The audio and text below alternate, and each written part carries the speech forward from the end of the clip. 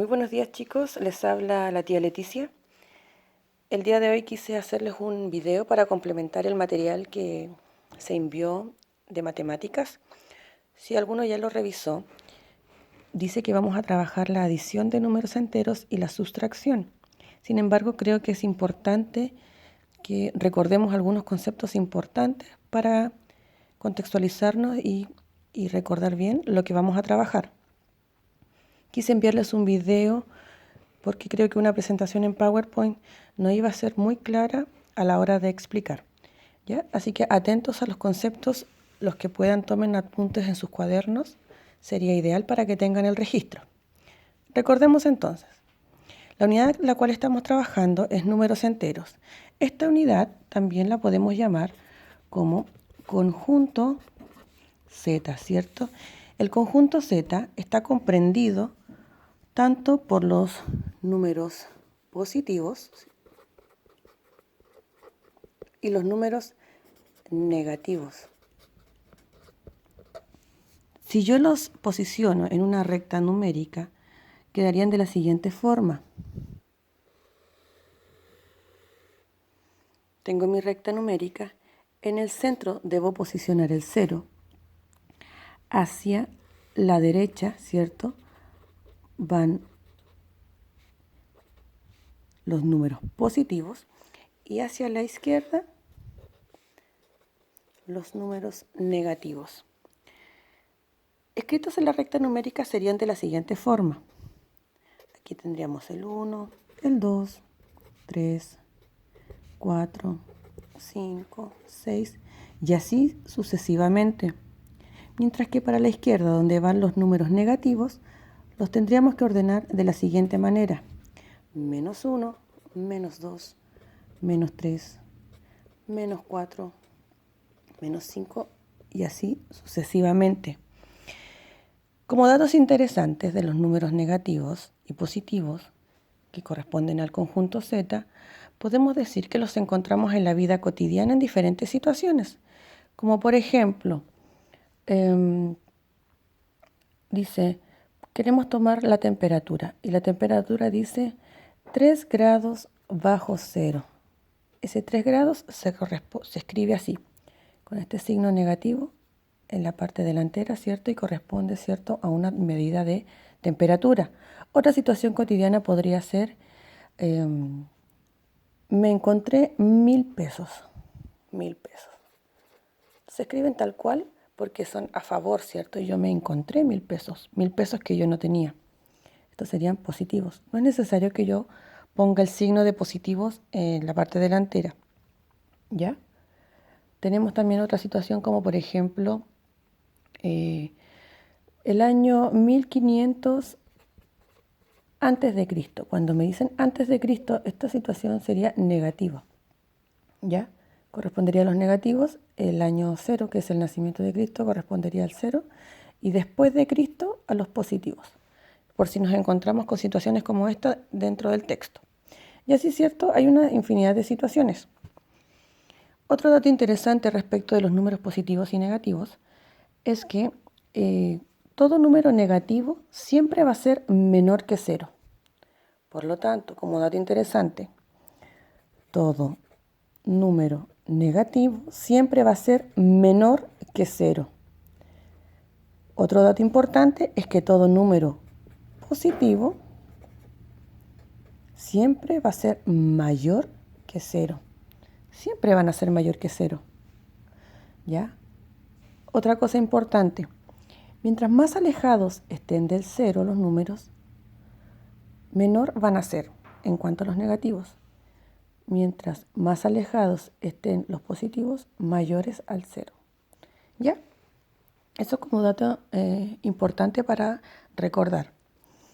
Otra situación importante que vimos era cómo ordenar números en la recta numérica o simplemente ordenar números enteros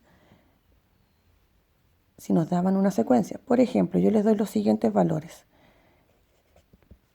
5 menos 3 es 0, menos 50, 60. Ahí tenemos unos valores. Estos valores tenemos que ordenarlos de forma creciente, es decir, de menor a mayor. ¿Cómo quedarían ordenados? ¿Cuál sería el menor de todos estos? Considerando los datos que ya vimos anteriormente. Bien, mientras más alejado esté del cero el negativo, va a ser el menor. En este caso, el menor sería el menos 50, porque estaría más alejado del cero. Por lo tanto, este es el menor, menos 50. ¿Cuál vendría ahora? Viendo los números que nos quedan. Perfecto, nos queda el menos 3. Este iría en segundo lugar, menos 3. Nos quedan solamente 3 valores.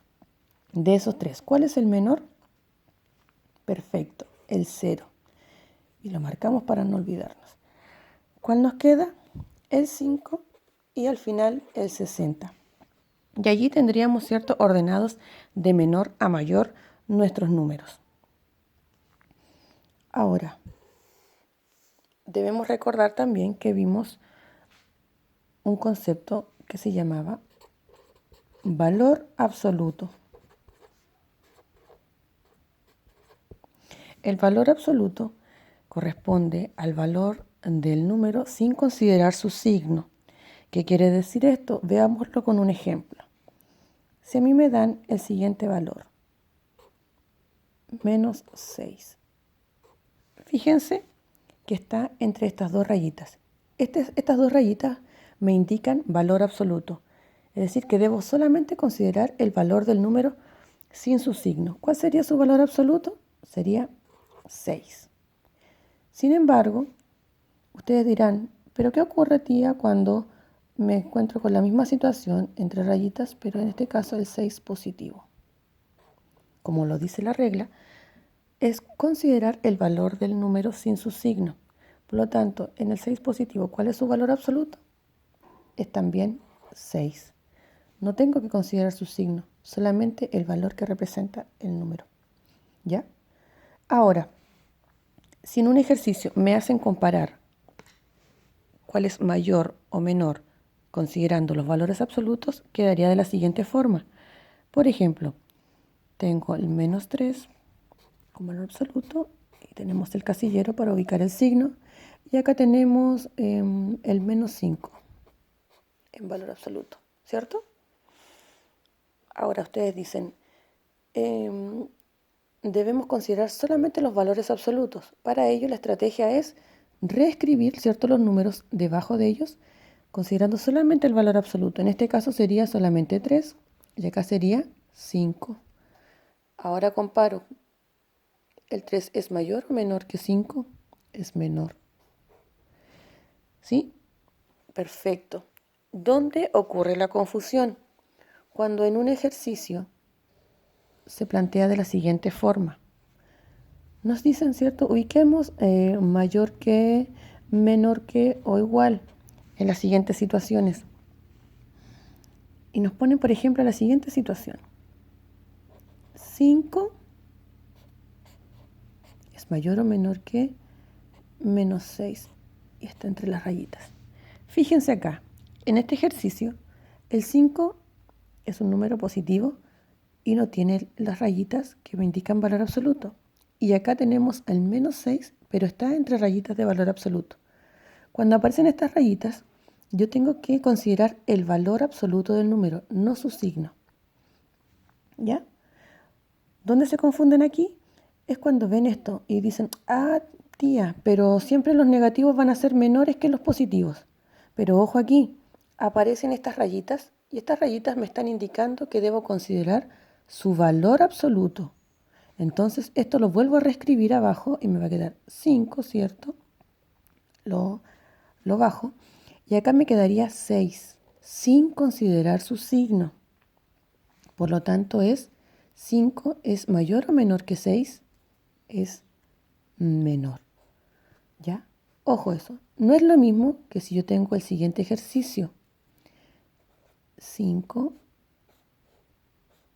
mayor o menor que menos 6. Si se fijan, no es lo mismo. Aquí el menos 6 no está entre las rayitas que me indican valor absoluto. Por lo tanto, debo considerarlo tal cual. Si me hacen comparar estos dos valores, yo de inmediato digo, Ah, el positivo siempre va a ser mayor que el negativo. Correcto, está muy bien. ¿Dónde queda la confusión? Cuando aparecen esas dos rayitas. Pero como acá no las tenemos, debo aplicar la primera regla que dice que todo número cierto positivo siempre va a ser mayor que un negativo. Por lo tanto, aquí sería así. ¿Estamos claros? Perfecto. Una vez que hemos recordado estos conceptos importantes, ahora podemos pasar a la adición de números enteros. Recordar que la adición es la suma y la sustracción es la resta. ¿Por qué hago la relación de estos conceptos? Porque muchos lo han olvidado. Entonces, no olvidar, adición es suma y sustracción es resta. ¿Ya? Pasemos al siguiente video.